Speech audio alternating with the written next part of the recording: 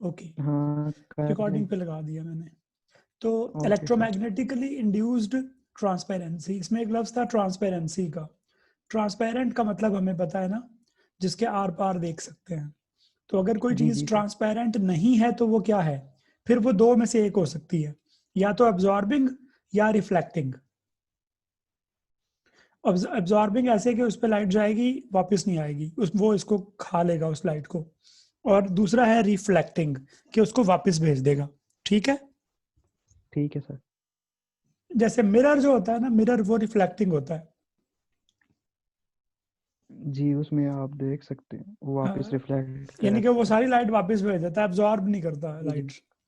अगर जितनी डल सरफेस होगी ना, चमकदार सरफेस ना हो, उतना ही वो फिर एब्जॉर्बिंग होती है, अदरवाइज अगर ट्रांसपेरेंट नहीं है उसकी प्रॉपर्टीज। अच्छा, तो यहाँ जो हमारा काम है उसमें ये लफ्ज इंपॉर्टेंट है तीनों। हम चाहते हैं कि एक ऐसा मीडियम, कोई ऐसी चीज जो कि पहले से ट्रांसपेरेंट नहीं है। इंड्यूस जी का जी। मतलब क्या होता है? उसमें मतलब कि इंड्यूस करना किसी चीज को, उसमें दाखिल करना।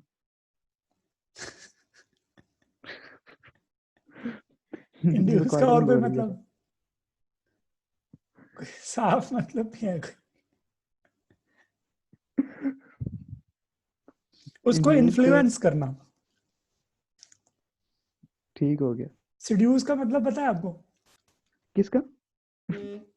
हाँ हाँ, ऐसा ही लफ्ज है एक्चुअली ये। इंड्यूस को मतलब, जी जी इंड्यूस जी। के एक ऐसा जी जी लफ्ज जी। है, मैं बताता हूँ। इंड्यूस कंडक्शन होती है ना, जैसे। मैं पहुंच गया हूँ।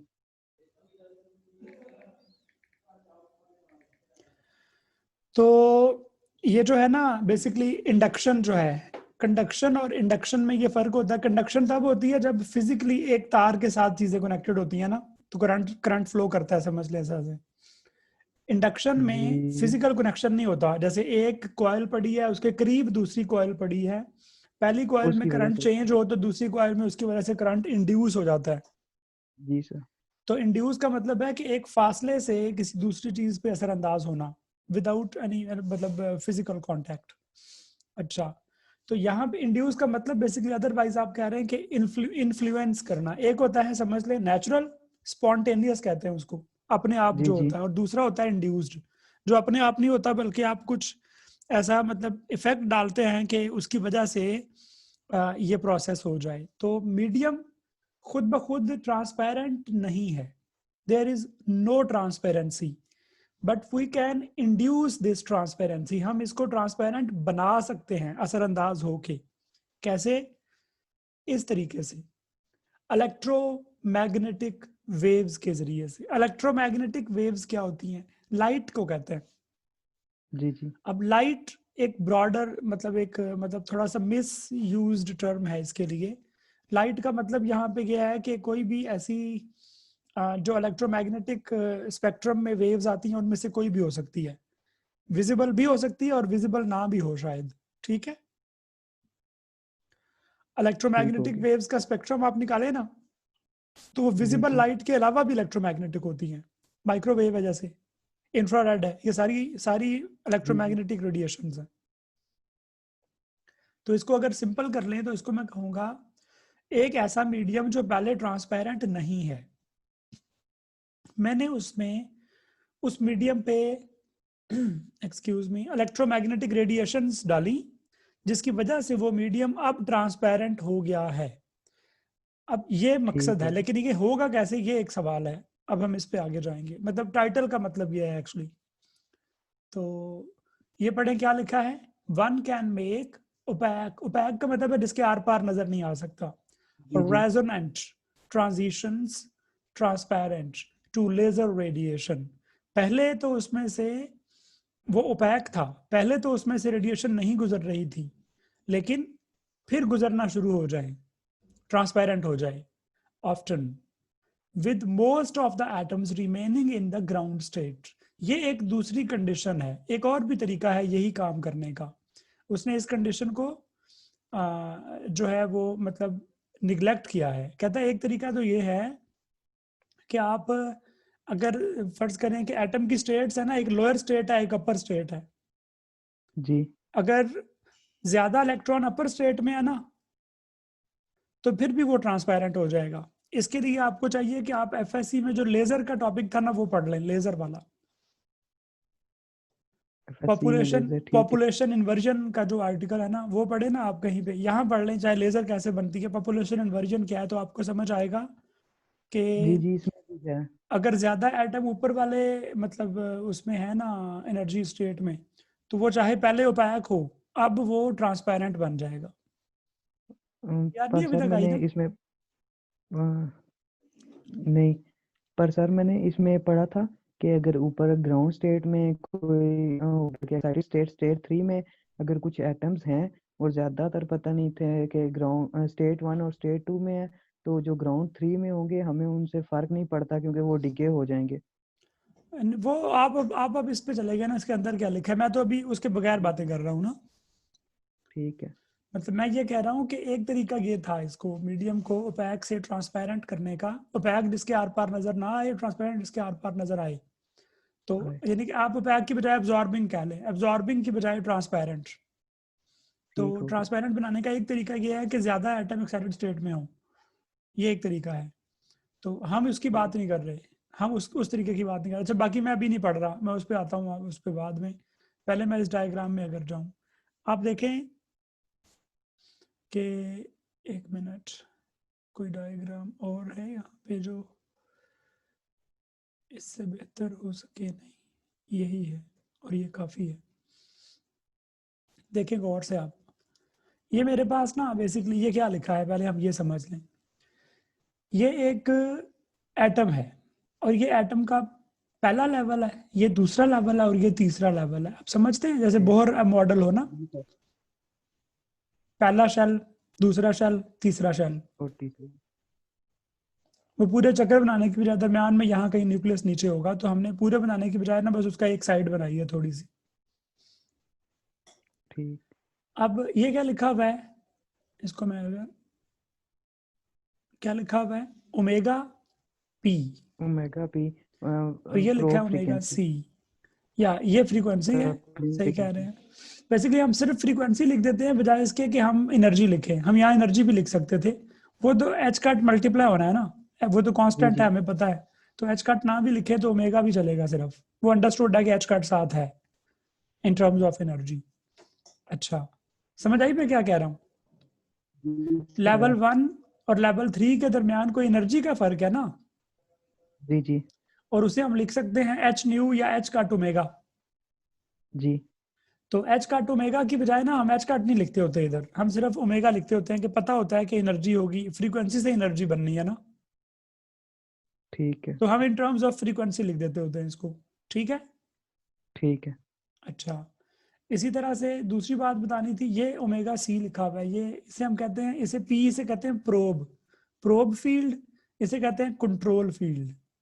इसको ड्राइव फील्ड भी कहते हैं कंट्रोल को। क्यों कहते हैं कंट्रोल या ड्राइव, इसके लफ्ज में बताऊंगा अभी मतलब क्या है। ये एक और चीज है जिसको हम क्या कह रहे हैं, ये गामा है ना, ठीक गामा हो लिखा गया। हुआ है, ये कैपिटल गामा है बाय द वे। ये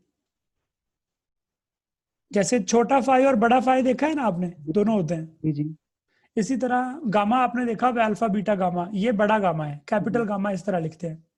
डेल्टा भी आपने दो ठीक देखे है। हुए हैं, छोटा डेल्टा बड़ा डेल्टा जी जी। दोनों देखे हैं ना। इसी तरह ये बड़े जी। लेटर्स हैं, ग्रीक लेटर्स में से ये कैपिटल गामा है। तो कैपिटल गामा जो है वो आपका ये है, ये बेसिकली होती है डिके। डिके का मतलब ये है, आपने ये वही उसी आर्टिकल में जहां आपने एक ही बार ऐसी चीजें पढ़ी हैं, सिर्फ लेजर वाला जो एफएससी में टॉपिक होता है, कि अगर कोई आपने किसी मतलब फॉर एग्जांपल एक इलेक्ट्रॉन है ग्राउंड स्टेट में, आपने उसे एनर्जी दी, वो यहाँ चला गया, कुछ देर बाद वो खुद ब खुद नीचे आ जाएगा वापस, जिसे हम कहते हैं स्पॉन्टेनियस डीके, अपने आप उसका वापस आना। ठीक है। सर ये दोबारा बताएं। स्पॉन्टेनियस डीके, डीके का मतलब तो आप समझते हैं ना क्या है? जी जी। नहीं, जो आपने पहले बताया था कि उसे एनर्जी दी और वो खुद ब खुद। हाँ, अब देखें ना, होता क्या है कि आपके पास यहाँ एक इलेक्ट्रॉन है, जी जी। आप इस एटम को एनर्जी दें तो वो एक्साइट होगा ना इलेक्ट्रॉन। जी जी। एक्साइट होके कहाँ जाएगा, इधर भी जा सकता है और इधर भी जा सकता है, जाहिर है। लेकिन जी। हमने जो एनर्जी दी है ना, वो ऐसी है कि जो 1 और 3 के दरमियान हो। ठीक है। ठीक है, तो ये 1 और 3 के दरमियान चला जाएगा।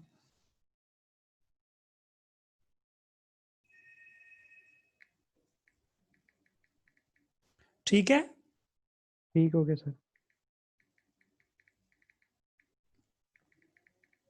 एक सेकंड, ये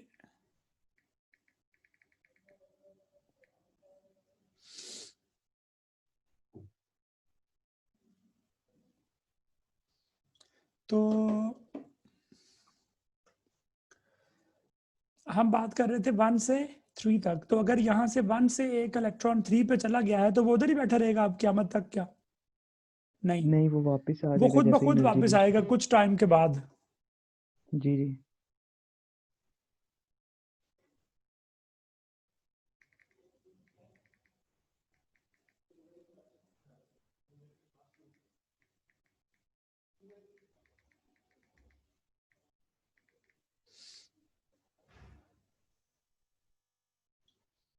अच्छा जी, तो ये वो जो है ना खुद ब खुद उसने वापस आना है, उसका एक मतलब कोई नंबर होगा ना, समझ लें कि जैसे आप कहते हैं कि 50 उसका कोई क्वांटिटी है, जैसे वेलोसिटी हम कहते हैं कोई नंबर होता है ना हर चीज को शो करने का, जी। तो ये डिके को शो करने का एक नंबर है। ठीक है, मतलब कि इतना डिके है, ठीक ज्यादा है है सर। या कम है, इस तरह से। अंडरस्टूड? ठीक है सर।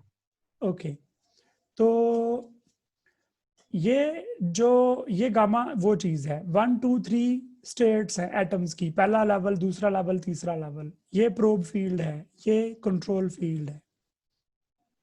ठीक इन है the sir. Absence of control field ना हो, जब नहीं है कंट्रोल फील्ड, जब उस वक्त की बात हो रही है। अगर आप एक एनर्जी देते हैं इसे, जिसकी के फ्रीक्वेंसी ओमेगा पी है, तो लेवल 1 से इलेक्ट्रॉन्स लेवल 3 में जाना शुरू हो जाएंगे। ठीक है, जी। आप एनर्जी प्रोवाइड करेंगे, वो एनर्जी मसलन इधर से आपके पास सोर्स है एक एनर्जी का, बल्ब लगा हुआ है लेट से,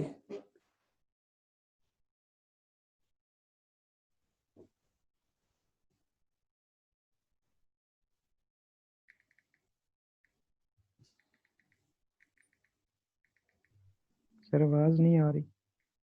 हाँ मैं बोल ही नहीं रहा था। अचानक रुक गए, मैं समझा।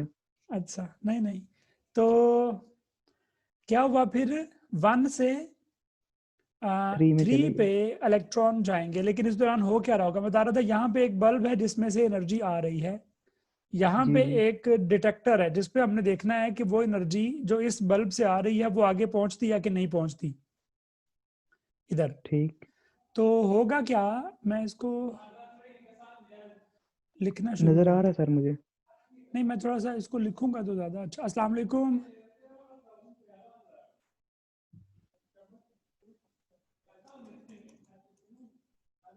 जी, यार ऐड हुई है ना? जी यार। जी सर। मैं आ गई हूँ। वेलकम। इंतजाम क्या क्या है थैंक यू सर। ये तो नहीं पूछा। हाँ, वो वाईफाई चला गया था मेरा। No problem.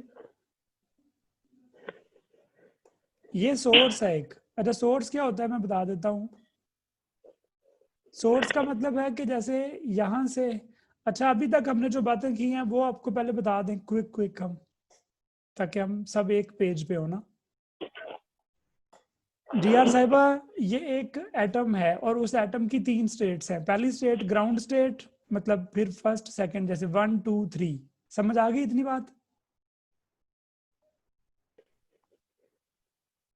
जी आ गई। गुड। ये ओमेगा पी क्या है? लेवल 1 से लेवल 3 तक एनर्जी होती है ना, ई। ये लेवल के दरमियान एनर्जी का फर्क होता है ना, जाहिर है। ये तो इसको हम कह रहे हैं, इसको एनर्जी लिखेंगे तो ये होगा एच न्यू।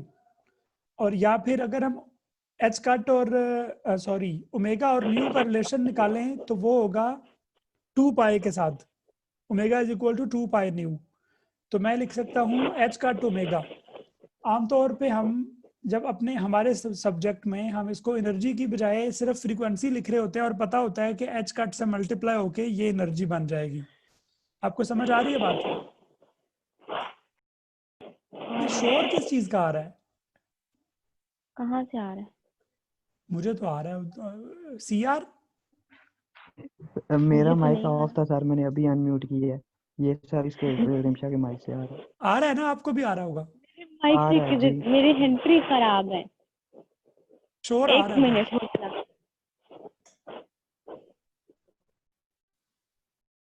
हेलो, अब ठीक है? अब आ रहा है शोर? नहीं, हाँ ये क्या बात, चुप ठीक है। करा दिया शोर को? हाँ बारिश को रोक दी। गुड। तो ओमेगा पी क्या है? फ्रीक्वेंसी है। लेवल 1 और 3 के दरमियान, क्यों फ्रीक्वेंसी से ही एनर्जी बनती है, तो आप समझ ले अपने ज़हन में कि ये एनर्जी है। अंडरस्टूड? ठीक है। इसी तरह ओमेगा सी भी एक और फ्रीक्वेंसी है जो कि बेसिकली एनर्जी बनेगी। टोटल 3 स्टेट्स हैं एटम की, 1 2 3। 1 से 3 तक फ्रीक्वेंसी ये वाली है और 2 से 3 तक फ्रीक्वेंसी ये वाली है। अगर आप लोगों को याद हो तो आप लोगों ने इससे पहले पढ़ा हुआ है कि हर, बल्कि वो भी आपको पढ़ा रहे होंगे, जाहिद साहब ने XRD में यही बताया होगा कि हर एक जो एटम है, जितने एलिमेंट्स हैं, मतलब हाइड्रोजन, सोडियम, लिथियम, हर एक एलिमेंट का जो लेवल्स के दरमियान डिफरेंस है ना, वो मतलब ये जो फ्रीक्वेंसी है, आपको पता है फ्रीक्वेंसी का ताल्लुक वेवलेंथ से है ना, V is equal to F lambda. F और लैम्डा आपस में रिलेटेड है। तो अगर फ्रीक्वेंसी कहें या वेवलेंथ कहें, एक ही तरह की बात है ये दोनों। तो आपने ये सुना होगा कि हर एलिमेंट की अपनी करेक्टरिस्टिक एक्स रेज होती हैं, मतलब फ्रीक्वेंसी होती है उसकी।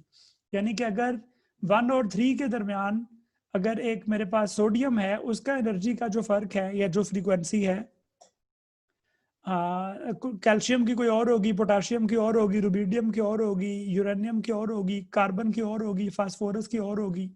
जितने दुनिया में एलिमेंट्स हैं उनमें फर्क करने का एक तरीका ये है कि आप उनका देख लें कि एनर्जी का फर्क कितना है लेवल्स में। ये बात आप लोगों को पता है कि नहीं? जी सर। XRD में आप करते ही ये हैं। XRD में आप सिर्फ ये करते हैं कि आप पता करते हैं एक मशीन के जरिए से कि ये जो भी मैंने बनाया है, इसको मशीन में रख के आप कहते हैं कि ज़रा चेक करके बताओ कि इसके एनर्जी लेवल्स में कितना फ़र्क है। और वो फ़र्क जो है, आपके पास ऑलरेडी जितने एलिमेंट्स मौजूद हैं दुनिया में, उनका फ़र्क आपको पहले से पता है, लिखा हुआ है एक जगह पे। आप उसके साथ कंपेयर करते हैं। अगर फ़र्ज़ करें इन दोनों में एनर्जी का फ़र्क आ रहा है 50, और उधर बुक में लिखा हुआ है रिकॉर्ड में पहले से कि अगर 50 आया तो ये सोडियम होगा, तो आप कह देते हैं कि मैंने जो केमिकल बनाया उसमें सोडियम है। अगर ये फर्क 60 आ गया लेट से, तो आपको इस तरह पता होगा कि 60 वाला कौन सा है, आप कहेंगे ये भी है। XRD के बाद आप यही करते हैं। XRD आपको दो तरह का एनालिसिस देता है ना, एक एलिमेंटल और दूसरा उसका स्ट्रक्चरल। तो आप ये पता कर सकते हैं कौन कौन से एलिमेंट्स हैं इसमें, और उसका ताल्लुक बिल्कुल इसी बात से है जो हम अभी कर रहे हैं कि इन लेवल्स के दरमियान एक फिक्स एनर्जी गैप है। आपको समझ आ रही है दोनों को? आ रही है सर। ओके। जी सर। तो मेरा सारा ये बात करने का सिर्फ एक मकसद है कि दो लेवल्स के दरमियान एनर्जी का जो फर्क है वो फिक्स होता है एक। अगर इससे ज्यादा एनर्जी देंगे तो भी ये मतलब अगर ये ओमेगा पी लेट से इसकी वैल्यू है 50 हर्ट्ज लेट से, 50 हर्ट्ज से ज्यादा वाली एनर्जी देंगे तो भी ये अब्जॉर्ब नहीं होगी, 50 हर्ट्ज से कम देंगे तो भी अब्जॉर्ब नहीं होगी। This is what your Bohr told you कि फिक्स एनर्जी लेवल्स होते हैं, उससे कम या उससे ज्यादा वाली एनर्जी अब्जॉर्ब नहीं होगी। ये बात पता है ना? जी सर। ओके। तो हमारा जो टारगेट है वो ये है जो कि हम बेसिकली पहले ये एनर्जी पता करेंगे कितनी फर्क है 1 और 3 के दरमियान। अगर वो फर्ज करें कि उसकी फ्रीक्वेंसी जितनी भी है, हमने यहाँ पे एक सोर्स लगाया, एक बल्ब है या लेजर होती है आमतौर पे, ये मतलब हमेशा लेजर होती है, बल्ब इन अ सेंस के लाइट सोर्स है कोई। तो वो लाइट सोर्स जो है उसकी एनर्जी अगर उतनी ही है जितनी ये है, और मैंने इस सोर्स के इधर से इस एटम पड़ा हुआ है, इधर से लाइट आई, लाइट जब यहाँ आएगी तो इसका ये वाला इलेक्ट्रॉन इसको एब्जॉर्ब करके यहाँ चला जाएगा। डिटेक्टर पे मुझे कुछ नजर आएगा नहीं, क्योंकि जो लाइट आ रही थी वो एब्जॉर्ब हो गई है by the ground state electrons. Tell me yes अगर समझ आ गई है। आ गई है जी सर। सर। ओके, ये कब होगा? कंडीशन क्या है इसके लिए कि जो आप लाइट भेज रहे हैं उसका एनर्जी डिफरेंस 1 और 3 जितना हो। अंडरस्टूड? जी सर। ओके ओके, अब हम बात करते हैं इससे आगे कि ये गामा क्या है। गामा 3, ये कैपिटल गामा है। छोटा गामा होता है ना अल्फा बीटा गामा, उसी तरह ये भी एक गामा है, ये कैपिटल गामा है। अच्छा, गामा क्या बताता है आप लोगों ने? मैं बता रहा था पहले, रेफर कर रहा था कि हमने जो है ना, आप लोगों ने एफएससी में एक आर्टिकल पढ़ा था लेजर वाला, हीलियम नियॉन लेजर। वहां आपने देखा था कि अगर हमारे पास अगर एक इलेक्ट्रॉन है वो एनर्जी लेके यहाँ ऊपर चला गया है तो वो खुद ब खुद नीचे गिर जाएगा थोड़ी देर बाद ग्राउंड स्टेट पे। ये पता है ना आप लोगों को? हाँ जी पता है। इसके खुद ब खुद नीचे गिरने को हम कहते हैं डिके। डिके इसलिए कहते हैं जैसे रेडियो एक्टिव डिके होता है ना, उसी तरह इसे डिके इसलिए कहते हैं कि ये अपने में से कुछ एनर्जी निकालता है। कितनी एनर्जी निकालता है? जितनी एनर्जी इसने इधर से खाई होती है, मतलब जितनी एनर्जी पहले ली थी उतनी एनर्जी निकाल के नीचे वापस आ जाएगा 1 पे। तो ये डिके है कि कितनी देर बाद ये वापस आएगा।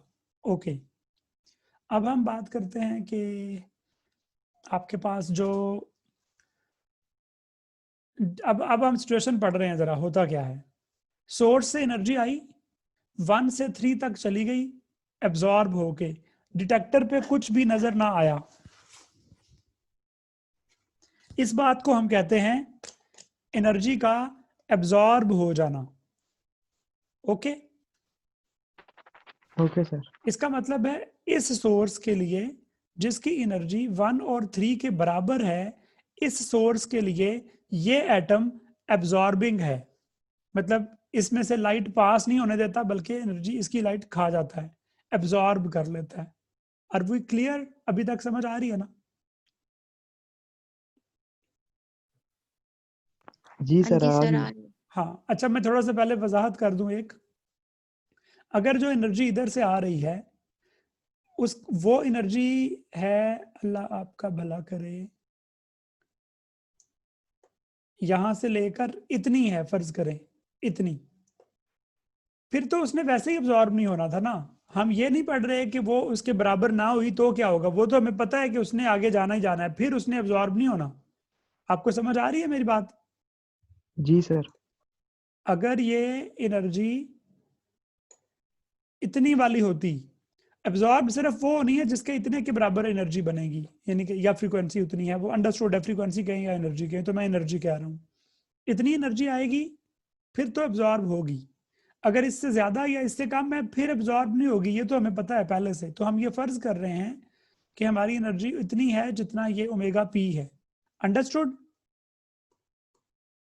जी सर। ये बात याद रखिएगा। तो अगर जब जब ऐसा होता है ना कि मैं बता दूं अब इसे हम क्या कहते हैं, जब एक ऐसा सोर्स हो जिसकी एनर्जी वही है जो इन दो लेवल्स की हो, तो हम इसे कहते हैं कि ये आपस में रेजोनेंट हैं। रेजोनेंट लफ्ज समझ आ गया? रेजोनेंट कब लफ्ज लिखना है? उस वक्त जब जितनी एनर्जी यहाँ पे चाहिए उतनी एनर्जी आ रही है, तो ये रेजोनेंट है या इनके दरमियान रेजोनेंस है।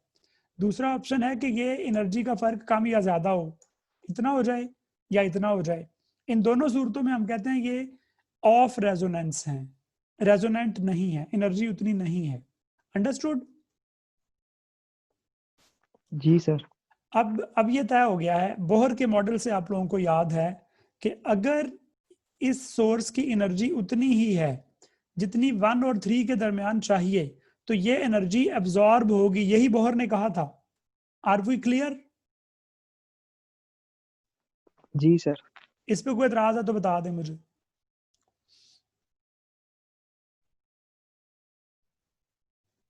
नो सर नहीं जी है। आर साहिबा, आपको समझ आ रही है बात?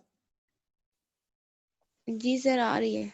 अच्छा, ये फैक्ट हमें पहले से पता है, बोहर ने एग्जैक्टली लिखा हुआ है डेल्टा ई कितना होना चाहिए, फिर अब्जॉर्ब होगा वरना नहीं होगा। बोहर मॉडल आप पढ़ेंगे उसमें ये बात लिखी है, मैट्रिक में भी। अच्छा, हम ये बात नहीं कर रहे कि अगर इसके बराबर ना हुआ तो क्या होगा, क्योंकि वो तो हमें पता है क्या होगा, अब्जॉर्ब नहीं होगा, कम है तब भी अब्जॉर्ब नहीं होगा, ये हमें पता है कि नहीं होना। अच्छा जी, अब हम जो पढ़ रहे हैं, हमारी जो साइंस है वो ये है, और हमारी जो कोशिश है वो ये है कि मीडियम यही, एटम यही रहे, जिसकी एनर्जी का फर्क जो है वो इतना 1 से 3 के बराबर है, सोर्स भी यही रहे, लेकिन हम किसी तरीके से कामयाब हो जाएं इस लाइट को एब्जॉर्ब होने से बचाने में, हम इसको एब्जॉर्ब ना होने दें। आप लोगों के जहन में कोई तरीका है इसका कि ये कैसे हो सकता है?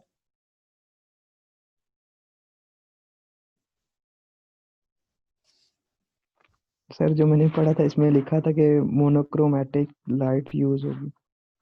मोनोक्रोमैटिक का मतलब है, मोनोक्रोमैटिक। मैं बता देता हूँ, अब ये लफ्ज आएंगे बहुत सारे। मोनोक्रोमैटिक का मतलब है एक कलर वाली लाइट, इसका मतलब ये है, लेजर में इसलिए यूज करते हैं इसमें कि ये मोनोक्रोमैटिक इसलिए होती है कि सिर्फ 1 और 3 वाली लाइट आए, 1 और 2 वाली ना आए, 1 और 4 वाली ना आए, 1 और 6 वाली ना आए। तो ये जो लेजर है ना, ऑलरेडी जो एब्जॉर्ब हो रही है वो मोनोक्रोमैटिक ही है। सर एक और स्टेट ऐड करके। एक और स्टेट ऐड कहाँ कर दूं, मसलन यहाँ पे कर दूं, फर्ज करें कर दी, अब क्या होगा?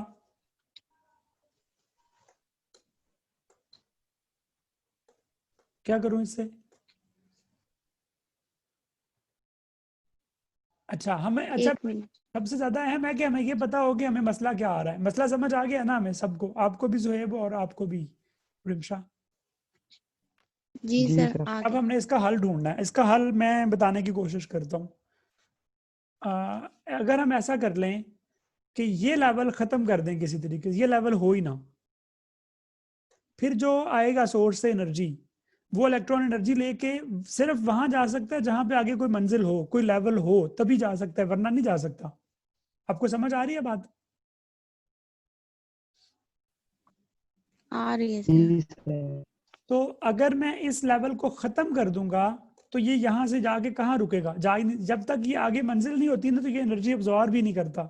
इसी वजह से बोहर ने कहा था कि अगर यहाँ की एनर्जी आप देंगे ना तो ये नहीं लेगा, ज्यादा एनर्जी भी नहीं लेगा, कम भी नहीं लेगा, फिक्स एनर्जी होगी तो ये जंप करके वहां चला जाएगा। ये हमें बोहर ने बताया था। आप लोगों को समझ आ गया है कि हम, हमारे पास एक ऑप्शन बचता है, वो ये है कि हम ये लेवल जो है इसको खत्म कर दें किसी तरीके से। अंडरस्टूड? जी सर। अच्छा, इसे खत्म करने के लिए जो आम, मतलब सिचुएशन है ना, आम जिंदगी में हम इसे खत्म नहीं कर सकते, हमें कोई स्पेशल ट्रीटमेंट चाहिए, इसके लिए कोई स्पेशल कोशिश करनी पड़ेगी कि एटम का लेवल ही खत्म कर दें। अब वो स्पेशल ट्रीटमेंट क्या है मैं आपको बताता हूँ। एक, मतलब एक एक लफ्ज है,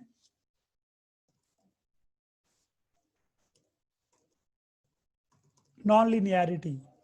मतलब एक लीनियर, एक आम बिहेवियर है चीज़ों का, एक नॉन लीनियर बिहेवियर है। नॉन लीनियरिटी के लिए जो पहली कंडीशन है वो होती है एक हाई इंटेंसिटी फील्ड्स। अब मैं आपको बताता हूं, आप लोगों ने कहीं ना कहीं एक लफ्ज पढ़ा होगा, ये पढ़ा है हाँ जी। और ये भी पढ़ा है। नहीं दूसरा नहीं पढ़ा पढ़ा शायद। है, पढ़ा। स्टार्क इफेक्ट पढ़ा होगा, अच्छा star. Zeeman effect and Stark effect. कोई बता सकता है आप दोनों में से कि ये क्या होते हैं?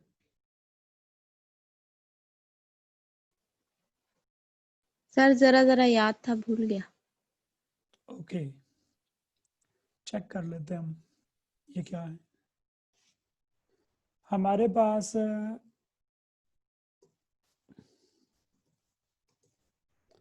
स्टार्क इफेक्ट,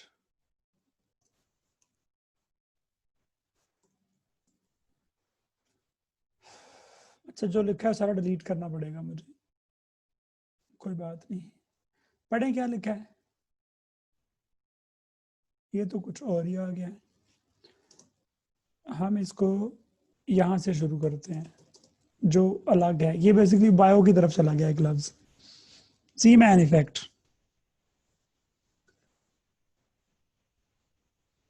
क्या लिखा है? Is the effect of splitting of a spectral line into several components in the presence of a static magnetic field। अगर आप एक मैग्नेटिक फील्ड अप्लाई करें एटम के ऊपर, तो उसका जो एनर्जी लेवल होता है ना, वो फर्दर स्प्लिट हो जाता है सब लेवल्स में। ठीक है, जो ऑर्बिटल्स बनते हैं। मैग्नेटिक क्वांटम नंबर पढ़ा है ना आप लोगों ने? हाँ जी सर। मैग्नेटिक क्वांटम नंबर तभी नजर आता है जब जीमैन इफेक्ट उस पे हो, Riemann मतलब effect हो। उसको एक स्ट्रॉन्ग मैग्नेटिक फील्ड में रखा जाए, वरना वो नजर नहीं आ रहा होता। ठीक है, ठीक है। सीआर समझ आ जी रही बात सर। कोई? जी जी आ रही है। तो इसका मतलब ये हुआ कि मैं अगर एक इसका हम तकरीबन वहां पहुंच गए हैं। अगर मैं आपको पहले यहां बताऊं ना, एक तरीका ये है कि मैं इस एटम के ऊपर एक हाई मैग्नेटिक फील्ड अप्लाई करूं, मैग्नेटिक फील्ड अप्लाई कर दूं, इसको एक हाई मैग्नेट में रख दूं, तो क्या होगा? हम जो एक्सपेक्ट कर रहे हैं वो ये है, इस मैग्नेटिक फील्ड की वजह से ये जो 3 है ये स्प्लिट हो जाएगा ऐसे 2 लेवल्स में, या मे बी 4 में, 5 में, लेट्स से, डिपेंडिंग अपॉन कि ये कौन सा लेवल है। ठीक है, अगर ये ऐसे स्प्लिट हो गया, यहां से खत्म हो जाएगा, स्प्लिट हो गया अगर ये, तो मैं ये कह सकता हूं कि जो पहले सोर्स से एनर्जी आ रही थी 1 से 3 तक लेके जा रही थी, अब वो अगर आएगी तो ये एटम उसको एब्जॉर्ब नहीं करेगा। हाँ जी। ये एक तरीका है, ये एक तरीका है इस मीडियम को, जो कि पहले लाइट को एब्जॉर्ब कर रहा था, उसी लाइट के लिए इसको ट्रांसपेरेंट बनाने का, कि अब ये एब्जॉर्ब ना करे। हमने प्ले कैसे किया इसके साथ? हमने इसके एनर्जी लेवल को खत्म करवाया है। समझ रहे हैं खत्म कैसे हुआ है? मैग्नेटिक फील्ड से। हाँ, ये एक तरीका था हमारे पास। दूसरा ठीक तरीका है। है एक, उस पे चलते हैं।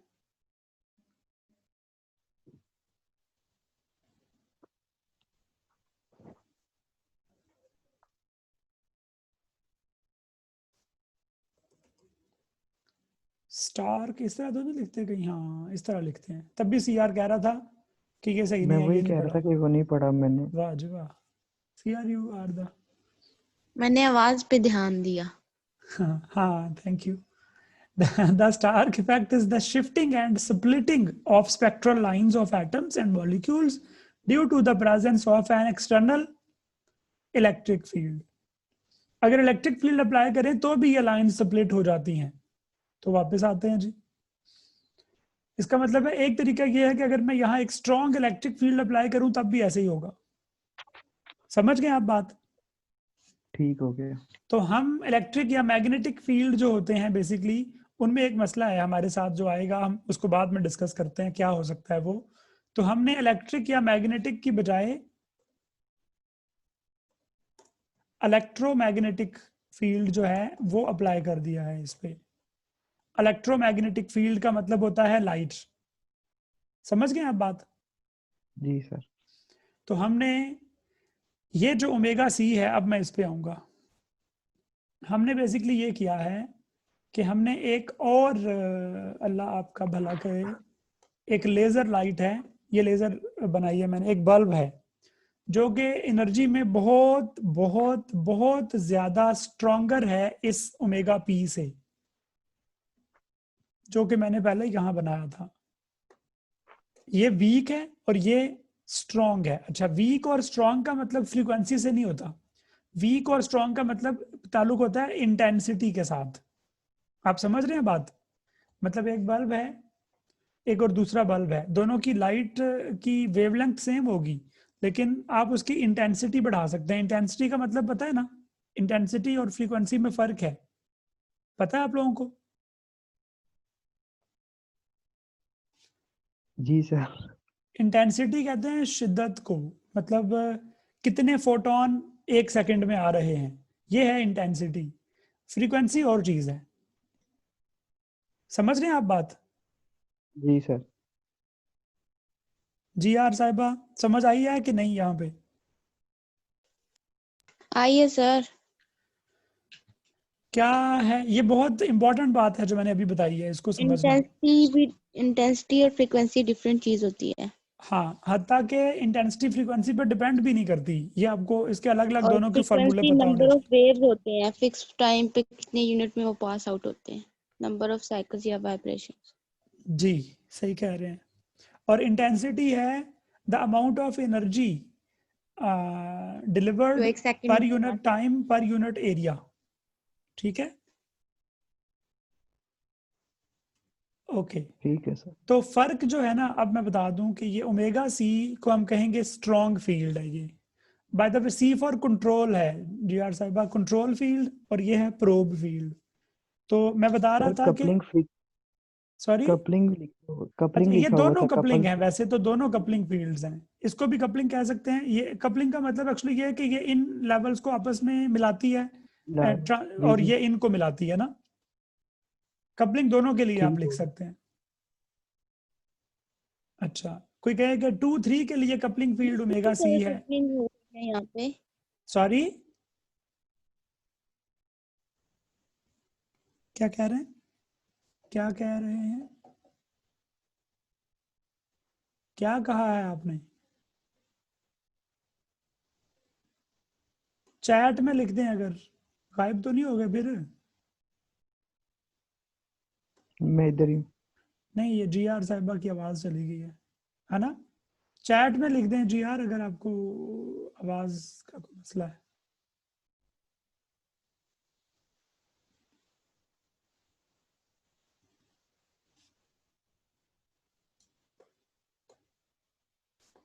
कोई हिसाब किताब नहीं लग रहा। अच्छा, फिर चलेगी कि है ना? है तो इधर ही। अब चलेगी, है ना? अच्छा, तो बेसिकली क्या होता है कि आप इलेक्ट्रोमैग्नेटिक फील्ड अप्लाई करते हैं, तो ये जो है ना आपका ओमेगा सी, ये इतना स्ट्रांग है कि ये 3 को 2 हिस्सों में स्प्लिट कर देता है। ठीक हो गया। जब स्प्लिट कर देगा तो फिर क्या होगा? फिर 1 से 3 वाली लाइट अब्जॉर्ब नहीं होगी। तो मैं इसको शॉर्ट करता हूं। In the presence of control field which is much stronger than probe, the medium which was previously absorbing will now become transparent. ठीक हो गया। आपको समझ आ गई बात? आज हम इसी पे रोक देंगे बस। बाय द वे जी आर आती हैं तो उनके सामने यही बात कर लेते हैं फिर बस। 10:30 हो गए हैं। हाँ जी, जी आर साहिबा, आज का दिन बहुत बुरा। Are you there? सर अब आई हूँ मैं। जी, मैंने देख लिया अभी। मैं इसको ना अब शॉर्ट कर रहा हूँ, बस हम खत्म कर रहे हैं आज की डिस्कशन। मैं कह रहा तो हूँ कि हम काम इससे करेंगे। नहीं, ये तो पीडीएफ है ये। अच्छा, इस पेपर की बात कर रहे हैं आप? हाँ जी, मतलब इस तरह का करेंगे। इस आइडिया पे काम करेंगे एग्जैक्टली इस आइडिया पे। हमारे पास एक एटम होगा जिसके एनर्जी ठीक लेवल है। हम थोड़ा सा डिफरेंट करके उस तरह उसमें ये चीजें सारी डाल के चेक करेंगे क्या रिजल्ट ऑब्जॉर्व आता है। करके इस तरह ये चीजें देखेंगे। यस, इंशाल्लाह। तो जो बाकी लोग करेंगे वो सिंपल मटेरियल को कैरेक्टराइज करके देखते हैं बस वो। बाकी लोग ये करते हैं कि वो मटेरियल को, मतलब मेरे पास अभी एक सॉल्ट है ना, जैसे केमिस्ट्री की लैब में आप करते थे तजर्बे, उस तरह हम हाँ एक जी। मटेरियल दूसरे मटेरियल में ऐड करके केमिकल रिएक्शन होगा, उसके उसके साथ जो बन गया उसके बाद तो उसको ये हम तो फिर, उनका काम मशीनों वाला काम नहीं है, सारा मशीनों सिर्फ वाला है। देखना यस, होता है। सारा मशीनों वाला है। उन्होंने कुछ नहीं करना उसमें, ये सही कह रहे हैं आप। यहाँ पे आप करेंगे, वरना नहीं होगा, नहीं करेंगे तो। इसलिए मेरी पीएचडी नहीं हो सही है रही। सर। सर हो जाएगा ये। मशीनें नहीं आपके लिए काम करती या तो इंशाल्लाह। हमारा प्रोजेक्ट भी होगा या तो फिर जी, पीएचडी भी नहीं होगी। हाँ इंशाल्लाह दोनों इकट्ठे हो जाएंगे इंशाल्लाह। तो मैं अब इंशाल्लाह। आज की डिस्कशन को वाइंड अप कर रहा हूँ एट दिस नोट कि अगर ये ओमेगा सी जो कि कंट्रोल फील्ड है, एक स्ट्रॉन्ग फील्ड है, strong in terms of intensity, एक हाई इंटेंसिटी फील्ड की मौजूदगी में अगर ये हम एक्स्ट्रा फील्ड अप्लाई करेंगे तो ये 3 जो है ये स्प्लिट हो जाएगा, 2 अलग चीजों में, सेंटर से खत्म हो जाएगा। इसकी वजह से जो फील्ड पहले एब्जॉर्ब हो रहा था अब एब्जॉर्ब होने की बजाय इसमें से गुजर जाएगा। तो मैं इसको शॉर्ट करूं अगर, in the presence of a strong field, in the presence of a strong control field, a weak probe field will transmit. एक और आखिरी बार कोशिश करते हैं इसको. In the presence of a strong control field, a medium मतलब atom, a medium which was previously absorbing will now become transparent. ये है EIT. इलेक्ट्रोमैग्नेटिक फील्ड की वजह से आपने इंड्यूस कर दिया इसमें ट्रांसपेरेंसी. पहले ये ट्रांसपेरेंट नहीं था इस फ्रीक्वेंसी के लिए, अब ये ट्रांसपेरेंट है. ये हमने बेसिकली एक कमाल किया है. अंडरस्टूड? ठीक हो गया सर. Yes sir. तो ये हमारा मतलब जो थीम है इसका सारा वो ये है कि in the presence of a strong field, जो प्रीवियसली एक अब्जॉर्बिंग मटेरियल था अब वो ट्रांसपेरेंट होगा. अच्छा, इसकी फर्दर साइंस हमने क्या करनी है उस पर हम जाएंगे इंशाल्लाह नेक्स्ट या उससे नेक्स्ट क्लास में आहिस्ता आहिस्ता. मीनवाइल आप लोगों ने एक इसको पढ़ना है, इसको कम से कम 10-15 बार पढ़ें और मुश्किल लफ्ज लिखते जाएं एक पेज पे. जितने मुश्किल लफ्ज आते हैं जो आपने पहले नहीं पढ़े. ये जो बी में हुआ था, इसकी जो सी फिगर है वो तो मुझे समझ आ गई थी कि हमने उसका रिफ्रैक्टिव इंडेक्स काम किया, तीसरा ये था. ये जो बी में हुआ है मुझे इसकी नहीं समझ आई थी. ये जो बी में हुआ है, जी फिगर बी में. हाँ, फिगर बी पहले नीचे देखना पड़ेगा हो क्या रहा है. वो बेसिकली मेरा ख्याल है यही कह रहा है कि इसको स्प्लिट कर सकते हैं आप. यहाँ पे अभी देखें, ये बी ये लिखा हुआ है ना, ट्रांसपेरेंसी इन द कंटिन्यूम. हाँ, अभी ट्रांसपेरेंसी इंड्यूस हो रही है अभी. कैसे? वो इस लेवल की जगह चेंज कर रहा है ना. अब देखें, अब हो गई है तीसरे में, ये लेवल स्प्लिट हो गया ना सारे. तो अब वो जहां पहले ये आ रहा था 3, अब वो 3 है ही नहीं, तो अब ये एब्जॉर्ब नहीं करेगा. ठीक है, जब आप इसको पढ़ेंगे ना, ये जो बात मैंने अभी की है यही बात डिस्कस हुई है इसमें मोर और लेस सारे पेपर में. सारे इसके साइंटिफिक टर्म्स हैं, वो आहिस्ता आहिस्ता आएंगी. मैं सारा एक दिन नहीं पढ़ाना चाहता, ना ही वो आपसे एब्जॉर्ब हो पाएगा सारा. तो आप लोगों को इसके अलावा एक और चीज करनी है एक्स्ट्रा, वो है आपने ऐसे ही पढ़ना है कि ग्रेटिंग क्या होती है, या इसे कहते हैं डाइफ्रैक्शन ग्रेटिंग. ठीक है, तो डाइफ्रैक्शन ग्रेटिंग क्या है इस पे हमने बात मतलब आपको ये एक्स्ट्रा पढ़ना है कहीं और से, वैसे गूगल से यूट्यूब से देख लें, कहीं से भी देख लें. ठीक है, ठीक हो गया सर. अच्छा, तो और क्या मैंने कहना था, बस यही, इसी पेपर को पढ़ें, कुछ 10-15 बार पढ़ेंगे तो फिर समझ आना शुरू होगी इसकी, डायरेक्ट नहीं आएगी. ठीक है, थोड़ी बहुत आ गई है, थोड़ी बहुत रह गई है, वो भी आ हाँ, जाएगी. जितना आप जितनी बार पढ़ेंगे उतना ही समझ आना शुरू होगा. रिसर्च पेपर्स की ये खूबी होती है कि जितनी बार आप पढ़ते हैं उतनी ज़्यादा अच्छी समझ आती है. जी आर साहिबा, जी सर. हाँ जी sir. Do you have any questions? नहीं सर. श्योर? Yes sir. तो आपने नहीं पढ़ा इसे अभी तक? नहीं, मैंने एक दफा देखा था, बस एक दफा. बाकी मैं देख लूंगी. कुछ चीजें निकाली थी गूगल से तो समझ आ गई है. कंफ्यूजन थी ना, ट्रांसपेरेंट कैसे हो रहा था, आप समझ आया ये. तो अगर आप मैं प्रिंट देख ले लेंगे ना इसका, तो ऊपर लिखते भी रहा करें अपने मतलब उसके मतलब चीजों के. ये साइंटिफिक टर्म्स बहुत ज्यादा होती हैं रिसर्च पेपर में, लिटरेचर के वर्ड्स कम होते हैं, साइंटिफिक ज्यादा होते हैं, तो आप साथ लिखते रह करें. वो एक लफ्ज के अंदर पूरी डेफिनेशन होती सर, है. आज पूरा दिन नेट भी नहीं था और साथ इशू था, इसलिए मैंने कहा था जब इजी होगा तब मैं इसको देखूंगी. जी साथ ठीक है. साथ मसलन ये 3 लफ्ज है ना शुरू में, जो एक हाँ लफ्ज था जी. ट्रांसपेरेंसी, इसकी अपनी पूरी ये एक साइंटिफिक टर्म है.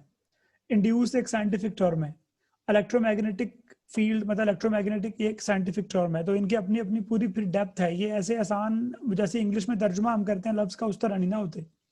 हमें साइंटिफिक टर्म इनकी देखनी पड़ेगी. तो ऐसे बहुत से लफ्ज आएंगे इसमें.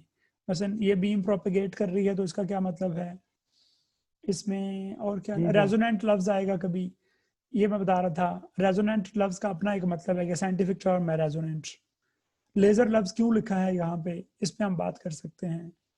तो ग्राउंड स्टेट क्या है, एक्सेट्रा एक्सेट्रा, सब इस तरह के लफ्ज बहुत से आएंगे इसमें जो साइंटिफिक टर्म्स होंगी. ठीक है, जी सर मैंने पढ़ा है. तो ठीक है सर. आई सजेस्ट यू कि आप इसे 10-15 बार पढ़ें इंशाल्लाह, फिर हम इस पे फर्दर डिस्कस करेंगे. Okay, okay sir.